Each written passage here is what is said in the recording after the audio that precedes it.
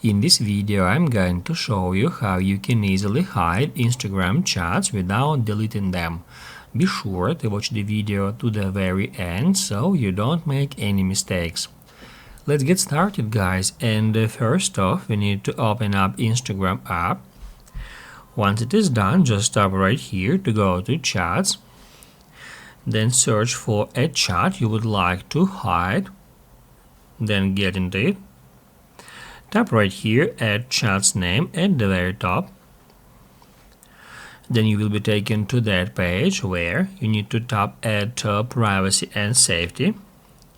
And that's where all we have to do is just hit right here where it says restrict. Then hit add this button. Now this user is restricted, and as you can see, conversation with them is now gone from our chats list.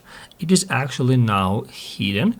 And then let's say if after a while you will decide to unhide it, you can easily do so as well.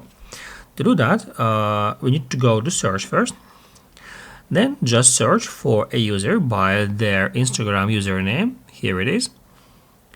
Now we need to tap add message to go to the conversation with this user. And that's where we can tap add unrestrict to easily unrestrict that user.